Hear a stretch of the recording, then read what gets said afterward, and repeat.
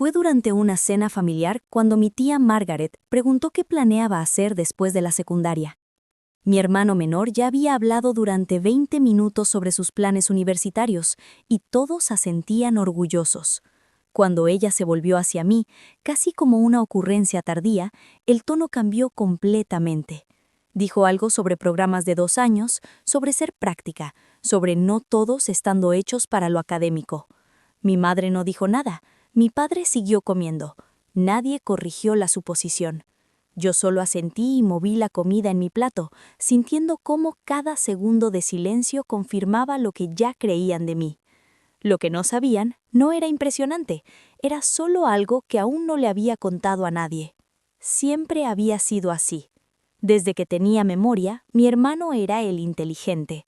No porque yo fuera tonta, sino porque él era ruidoso con su inteligencia. Traía a casa premios de ciencias, hablaba de matemáticas en la mesa, corregía a la gente casualmente. Yo estudiaba en silencio, en mi habitación, con la puerta cerrada. No hablaba de mis notas, no mencionaba mis proyectos. Aprendí temprano que compartir mis logros no traía elogios, traía comparaciones. Así que dejé de compartir.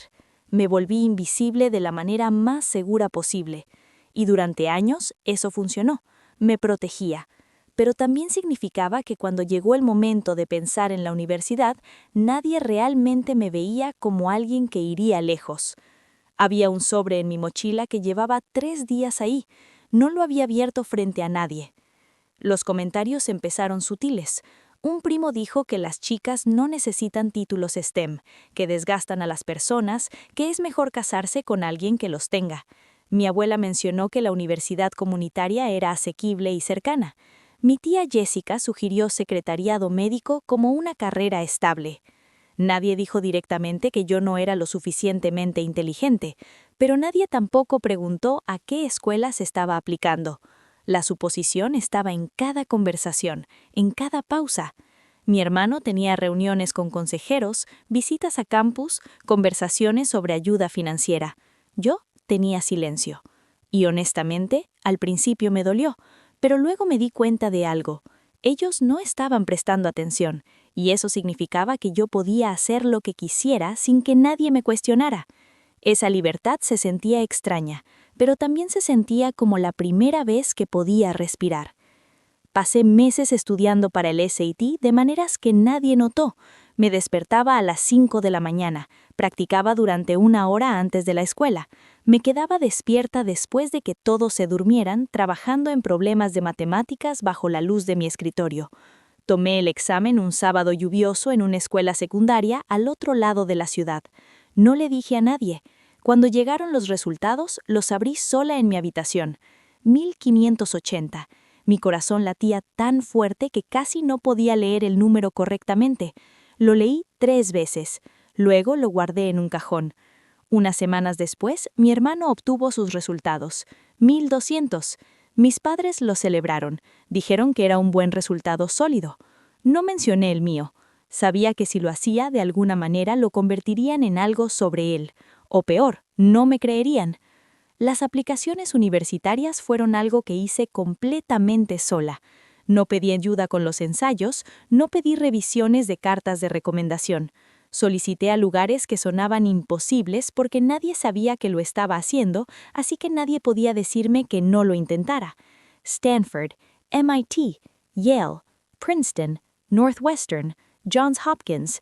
Cada aplicación se sentía como un secreto que guardaba de una familia que ya había decidido quién era yo. Presioné enviar en cada una tarde en la noche, cuando la casa estaba en silencio. No sentí esperanza, solo sentí alivio de que nadie me detuviera. Los meses de espera fueron extraños. Seguí yendo a la escuela, haciendo la cena, existiendo silenciosamente mientras mi hermano hablaba de sus opciones universitarias. Nadie me preguntó sobre las mías. Empecé a preguntarme si había cometido un error al no decir nada antes. Las respuestas empezaron en marzo. Al principio revisaba mi correo electrónico en momentos extraños, cuando nadie estaba cerca. La primera aceptación llegó un martes por la tarde. La abrí en el baño de la escuela. Mis manos temblaban tanto que casi no podía sostener mi teléfono. Leí la primera línea 5 veces. Congratulaciones, una beca completa, $125,000. Me senté en el suelo frío de ese baño durante 10 minutos, solo mirando la pantalla. No lloré, no grité, solo me quedé ahí, sintiendo algo que no podía nombrar. Cuando llegué a casa esa noche, mi madre preguntó por qué estaba callada. Le dije que estaba cansada. Ella asintió y volvió a ayudar a mi hermano con su ensayo de solicitud. Esa noche, sola en mi habitación, leí el correo electrónico de nuevo. Esta vez dejé que se sintiera real. Más cartas llegaron. Otra aceptación. Otra beca. $180,000 durante 4 años. Luego otra. Otra más. No abrí ninguna frente a mi familia. Las guardaba. Las leía tarde en la noche.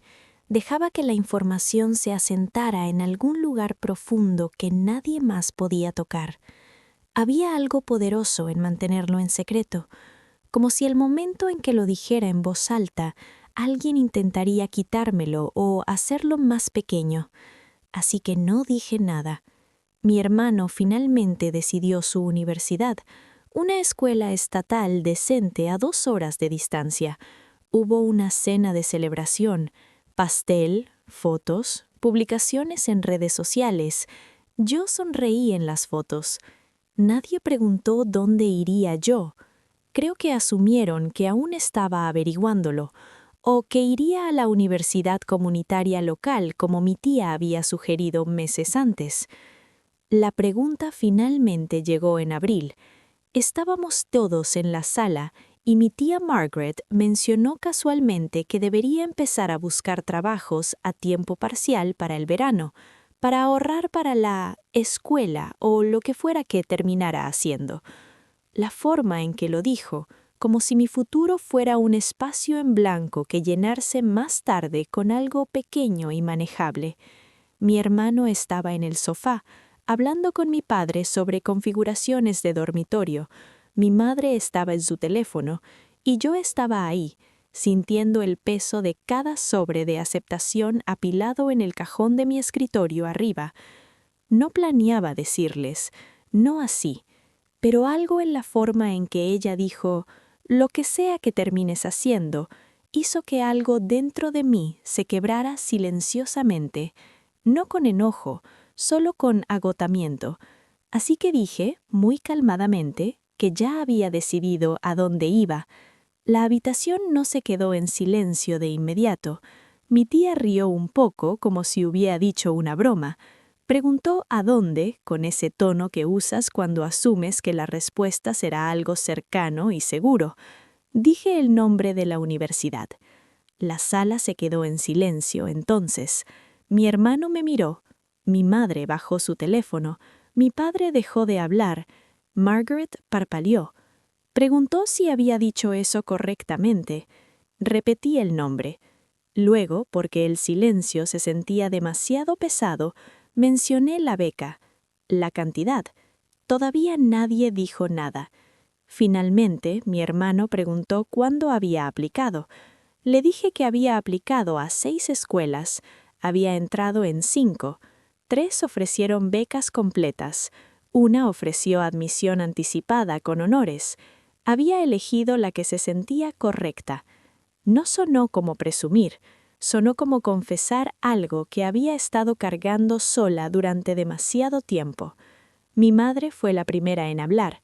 Preguntó por qué no había dicho nada, no de manera enojada, casi herida. Le dije la verdad, que nadie había preguntado, que cada vez que intentaba hablar sobre la escuela, la conversación volvía a mi hermano, que cada vez que intentaba estar estresada, asumían que era por cosas de chicas, no por aplicaciones universitarias, que había dejado de intentar ser vista porque era más fácil ser invisible que ser comparada y encontrada insuficiente cada vez. Las palabras salieron tranquilas pero firmes. No estaba tratando de lastimarlos, solo estaba diciendo lo que había sido verdad durante años. Mi padre se frotó la cara. Mi hermano miraba el suelo.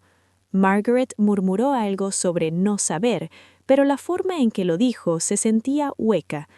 Todos habían sabido. Simplemente no habían creído que importara. Los días siguientes fueron extraños. De repente todos querían saber todo: qué había estudiado, cómo se había preparado, por qué no había pedido ayuda. Mis respuestas eran cortas, no porque estuviera enojada, sino porque no sabía cómo explicar años de ser pasado por alto en unas pocas conversaciones. Mi madre quería planear una fiesta. Le dije que no. Quería publicarlo en redes sociales. Le dije que no. Quería llamar a familiares. Le pedí que no lo hiciera. No quería una celebración. No quería atención. Solo quería paz. La parte divertida fue que cuanto más trataban de involucrarse ahora, más me daba cuenta de cuánto había hecho sola, y honestamente estaba orgullosa de eso, no de una manera vengativa, solo de una manera tranquila y privada que no necesitaba validación externa. Había demostrado algo a mí misma que era más importante que demostrárselo a ellos.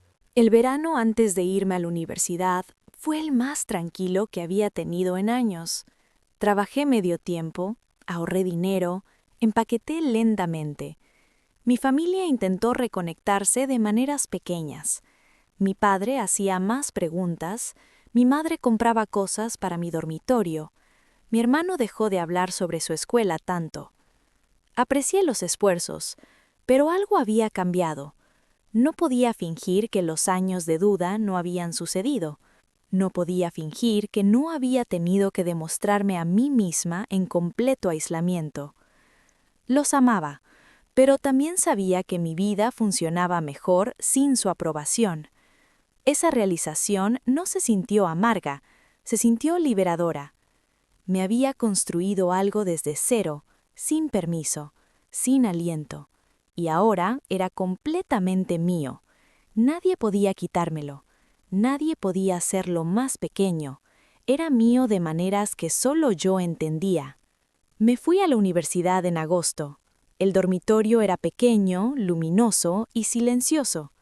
Nadie sabía quién había sido yo en la escuela secundaria. Nadie sabía sobre mi familia o sus suposiciones. Podía ser quien quisiera ser. Estudiaba sin disculpas. Hacía preguntas sin miedo. Prosperé de maneras que no había sabido que eran posibles cuando no estaba cargando el peso de la decepción de nadie. Gané más becas. Me uní a programas de honores. Fui aceptada en Phi Beta Kappa. Finalmente, entré en un programa de doctorado completamente financiado. Cada logro se sentía diferente de lo que había imaginado.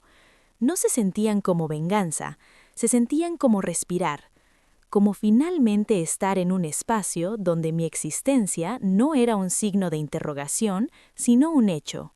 Llamaba a casa ocasionalmente. Las conversaciones eran amables pero superficiales. Les decía lo suficiente para que supieran que estaba bien, pero no compartía todo. Algunos logros todavía eran solo míos. Años después, cuando regresé a casa para Navidad, las cosas se sentían diferentes. Mi hermano estaba luchando un poco en la escuela.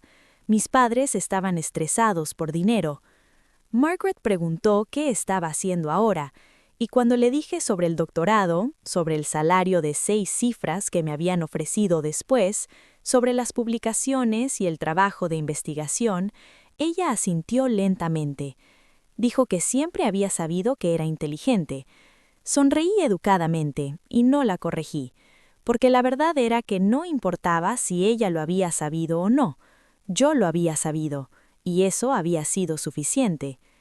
Esa noche me senté en mi antigua habitación, mirando al escritorio donde había estudiado durante todas esas madrugadas.